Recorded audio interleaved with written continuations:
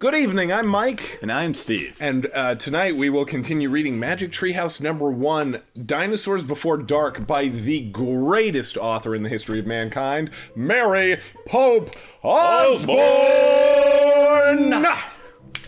Chapter 7, Ready, Set, Go.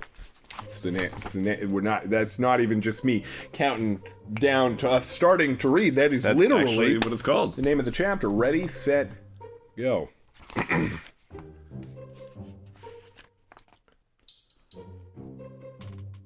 Run, Annie, run! Cried Jack to the treehouse. They dashed down the hill together, through the tall grass, through the ferns, past the pteranodon, and right to the rope ladder. They scrambled up. Seconds later, they tumbled into the treehouse. Annie leaped to the window. He's going away, she said, panting. Jack pushed his glasses into place. He looked through the window with her. The Tyrannosaurus was wandering off, but then the monster stopped and turned around. "Duck!" said Jack. The two of them hunched down. After a long moment, they raised their heads. They peeked out again. "Coast clear," said Jack. "Yay!" whispered Annie. "We have to get out of here," said Jack. "You made a wish before," said Annie. "I wish we could go back to Frog Creek," said Jack. That's pretty astute. Like, they're like, this is what you did, so do it again. I'd be like, how did you get here? What do we do to get back? Nothing happened. Oh, she's on top of this shit. Oh, wait. Yeah. Oh, nothing. So, okay, hold on. "I wish we could go back to Frog Creek," said Jack. "Nothing happened. I wish..." "Wait! You were looking at a picture in the dinosaur book, remember?" "The dinosaur book," Jack groaned. "Oh, no, I left the book in my pack on the hill. I have to go back." "Oh, forget it," said Annie. "I can't," said Jack. "The book doesn't belong to us." "Plus, my notebook's in my pack with all my notes." All of his notes are in his pack. Nice. Let's see. What were his notes? These important notes. He's got a couple of... He's okay. Nice. So Yep. the Tyrannosaurus ate flowers. It ate slowly. It was nice.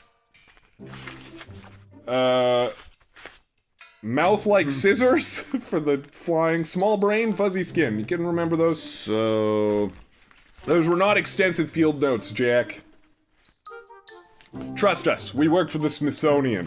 And ours was a little more detailed. We work ish with the Smithsonian, I should say. But by with, I mean that we often go to the Smithsonian and we're like, hey! and we try to get our suggestions to the scientists. Of course, we're not usually able to do that. We're able to talk to the security guards, and we say, "Hey, we got another great idea." To which Bill, the security guard, goes, "Okay, guys, I'll be sure to get that to our top scientist.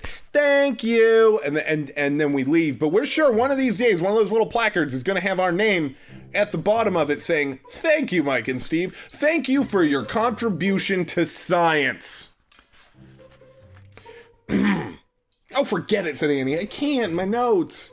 "Hurry," said Annie. Jack hurried down the rope ladder. He leaped to the ground. He raced past the pteranodon, through the ferns, through the tall grass, and up the hill. He looked down. There was his pack lying on the ground. On top of it was the dinosaur book. But now the valley below was filled with Anatosauruses, all standing guard around the nests. Where had they been? Did the fear of the Tyrannosaurus send them home? Probs. Jack took a deep breath. Ready, set, go!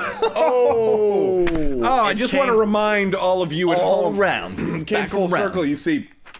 4 minutes ago, we discussed the chapter title was in fact Ready, Set, Go. And now he's saying it.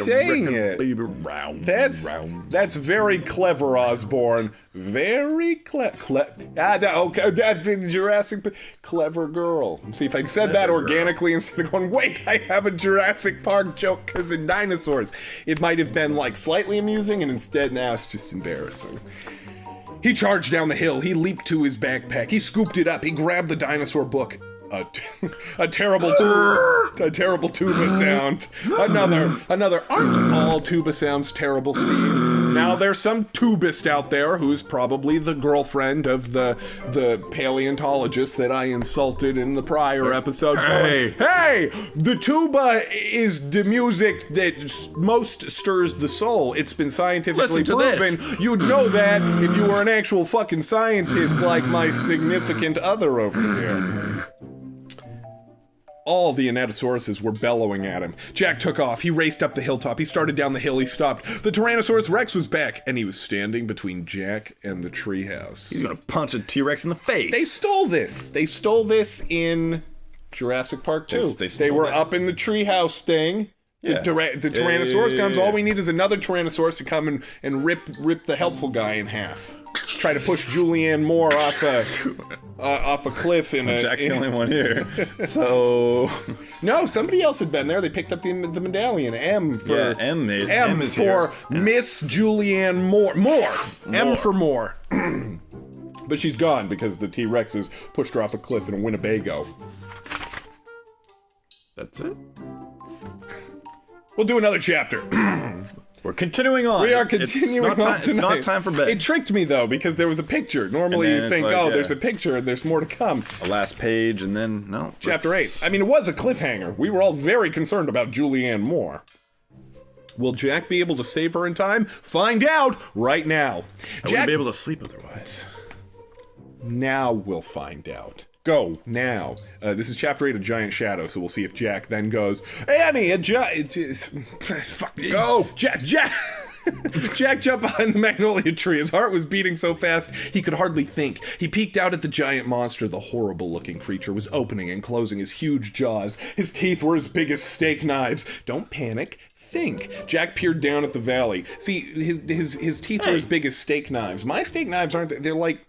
They're actually, if they're the same steak knives that I got for like $4 at Walmart, that's flimsy. That's some flimsy ass teeth he got there. I think he was in more danger around the Triceratops, to be honest with you, or the giant duck-billed telephone pole penis. Don't panic. Think. Jack peered down at the valley. Good. The duck-billed dinosaurs were sticking close to their nests. Jack looked back at the Tyrannosaurus. Good. The monster still didn't seem to know he was there. Don't panic. Think. Think. Maybe there's information in the book. Jack opened the dinosaur book. He found Tyrannosaurus Rex. He read, Tyrannosaurus Rex was the largest meat-eating land animal of all time. If it were alive today, it would eat a human in one bite. That's what the book said? That's good. Oh, great. The book was no help at all. You would stand no chance. You would die. Okay, and he couldn't hide on the other side of the hill. The Anatosauruses might stampede. Okay. He couldn't run to the treehouse. The Tyrannosaurus might run faster. Okay, maybe he should... Jesus. I'm gonna read this again. Okay, he couldn't hide on the other side of the hill. The Anatosauruses might stampede. Okay, he couldn't run to the treehouse. The Tyrannosaurus might run faster. Okay, maybe he should just wait. Wait for the monsters to leave. Jack peeked around the tree. The Tyrannosaurus had wandered closer to the hill. Hey! Guys! Hey! How you guys doing? You lost your book.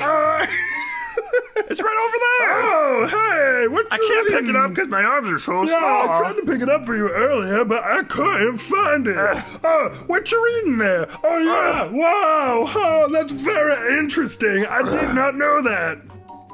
Something caught Jack's eye. Annie was coming down the rope ladder. Idiot. What does Jack think of Annie? What is she? If you had to choose... Mad Libs, ready? She's nuts. What is she? Yeah, she was nuts. She's nuts. What was she doing? Jack watched Annie hop off the ladder. She went straight to the Pteranodon. She was talking to him.